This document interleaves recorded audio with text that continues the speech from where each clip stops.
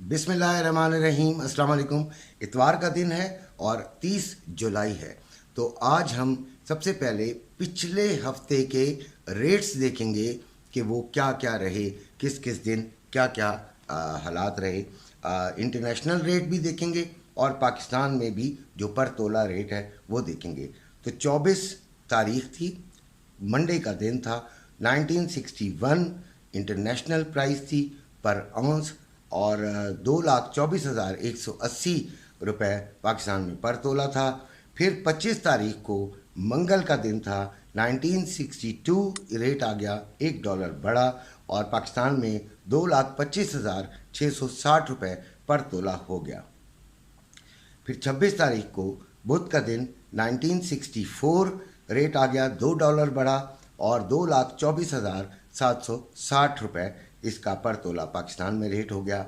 फिर जुमेरात को 27 जुलाई 1976 पर आउंस इसका रेट खुला और 2,22,590 रुपये इसका रेट हो गया पर तोला और $12 का फ़र्क आया बड़ा इंटरनेशनल मार्केट में, और इधर जो पाकिस्तान में पर तोला है वो कम हुआ। जुमे को 28 तारीख 1953 रेट था। पाकिस्तान में मार्केट्स जो थी जुमेरात जुमा तकरीबन बंद रहीं, लेकिन फिर भी रेट जो है वो बढ़ा दिया गया, 2,24,710 हो गया। तो ये है आपका जो रेट से जो पिछले हफ्ते रहे। अब आने वाले हफ्ते में सबसे पहले जो इम्पोर्टेंट ख़बरें आ रही हैं, जो आएंगी, जिनका असर इंटरनेशनल मार्केट पे पड़ेगा, तो यकीनन पाकिस्तानी मार्केट पे भी उसका असर पड़ेगा। तो सबसे पहले सोमवार को यूरोप का इन्फ्लेशन नंबर्स आ रहा है और शिकागो का PMI नंबर्स आ रहा है। फिर मंगल वाले दिन German, Britain, USA final manufacturing PMI numbers आ रहे हैं।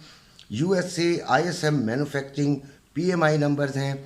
USA जॉब ओपनिंग्स हैं।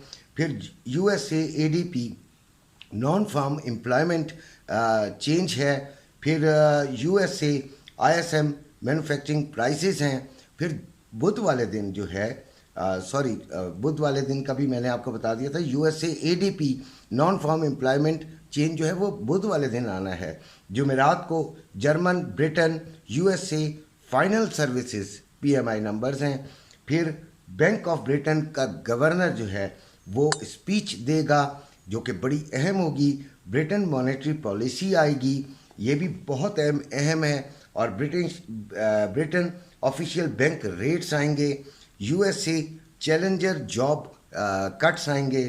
फिर USA एम्प्लॉयमेंट क्लेम्स आएंगे और USA ISM services PMI numbers आएंगे। फिर USA फैक्ट्री ऑर्डर्स आएंगे।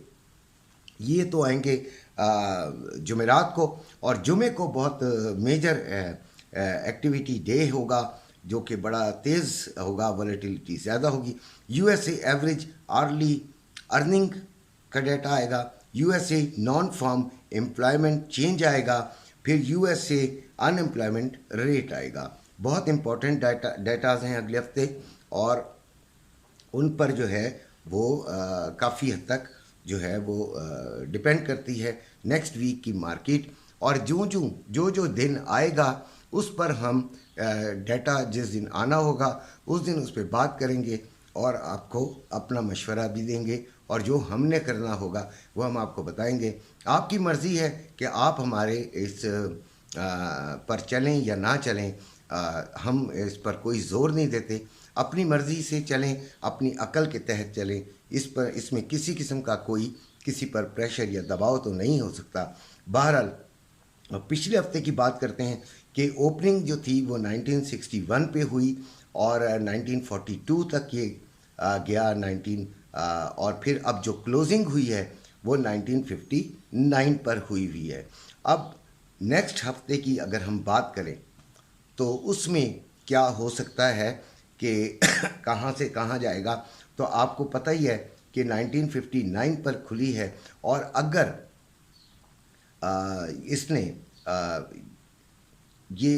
इसका जो अपर लेवल है वो 1995 और 2010 तक इस एक्सपेक्टेड है, अगर ऊपर गई तो इसकी जो रेजिस्टेंस है वो 19 जो है 95 पर होगी पहली, यानी सख्त जो रेजिस्टेंस बहुत ज़्यादा सख्त मिलेगी, फिर 2010 पर, और इसकी सपोर्ट जो है वो 1919 और फिर 1900 पर इसकी सपोर्ट आपको मिल सकती है।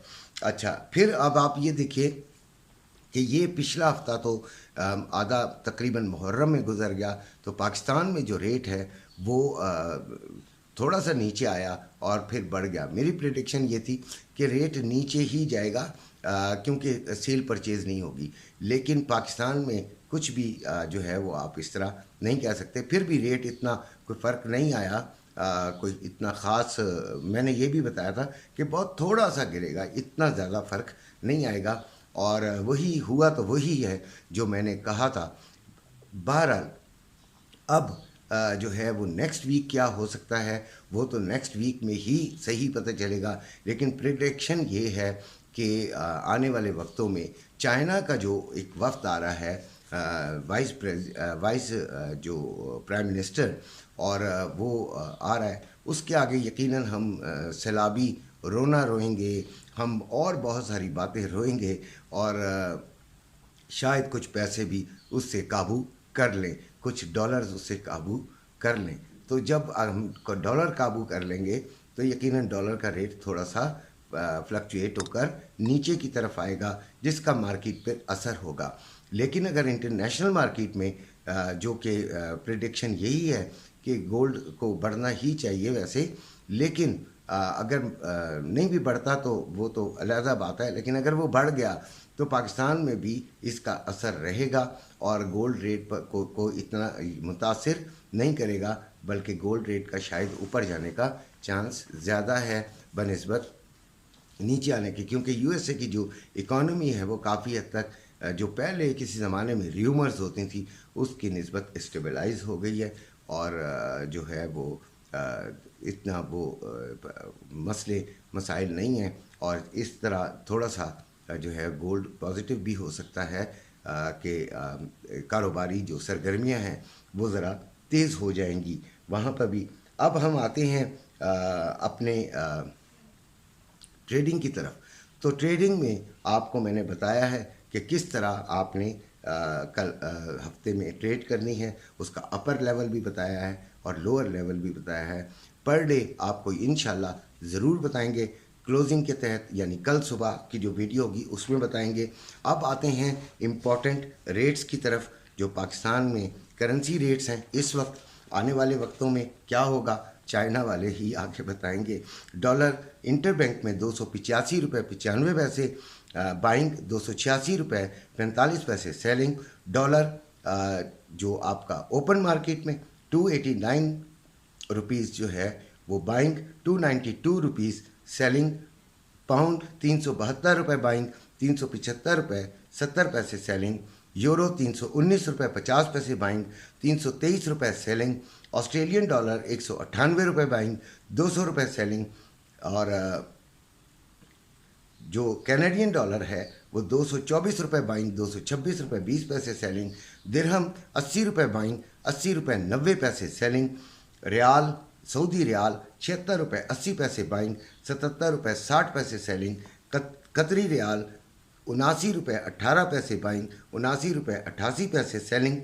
ओमानी रियाल 748 रुपये 62 पैसे बाइंग, 756 रुपये 62 पैसे सेलिंग। बहरीन दिनार 766 रुपये 54 पैसे बाइंग, 774 रुपये 54 पैसे सेलिंग। चाइना यन 39 रुपये 13 पैसे बाइंग, 39 रुपये 53 पैसे सेलिंग।